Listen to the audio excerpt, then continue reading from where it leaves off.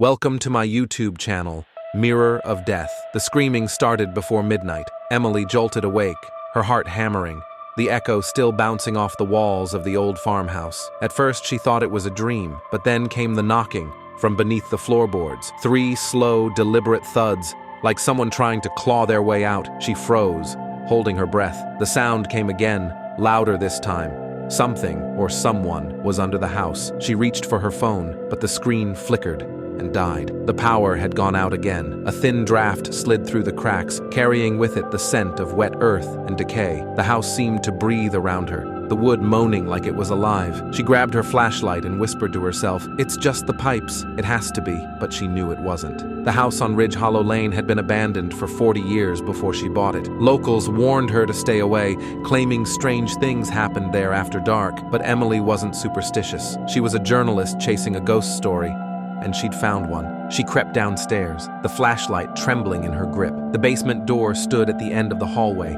slightly open, as if waiting. Cold air seeped out from the darkness beyond. She hesitated, listening. For a moment, there was silence. Then a whisper floated up from below. "Emily." The beam shook as she pointed the light at the stairs. The voice was faint but unmistakable. Someone was calling her name from the basement. Her blood ran cold. Slowly, she descended, each step groaning beneath her. The air grew heavier, thick with moisture and the smell of mold. The whispers grew clearer, overlapping, like a dozen voices speaking at once. "Come closer. Help us. Don't leave us here."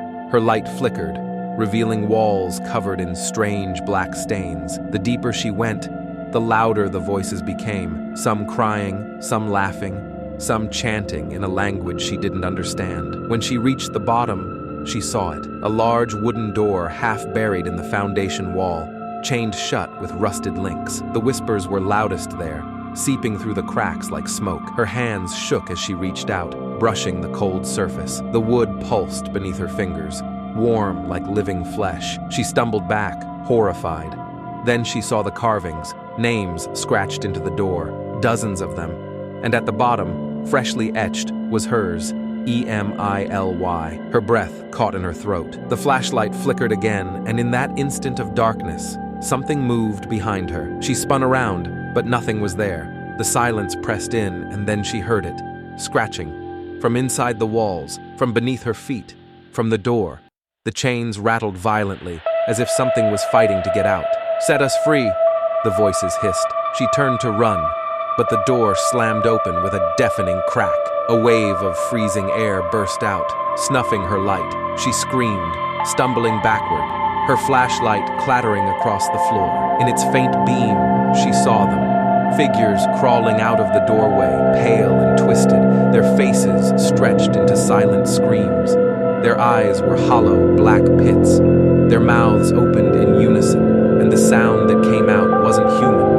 It was a roar that shook the entire house. Emily fled up the stairs, but they followed, dragging themselves across the floor, whispering her name. She slammed the basement door shut and pressed her weight against it. The pounding continued from the other side, wood splintering, nails screaming. She ran for the front door, but when she yanked it open, the night outside was gone. The world beyond the threshold was pitch black. No stars, no moon, no wind, just emptiness. She screamed and backed away. The house groaned again, the walls rippling like muscle. The whispers filled every room now, echoing from every surface. We are beneath, we are within. Thanks for watching my video. Subscribe to my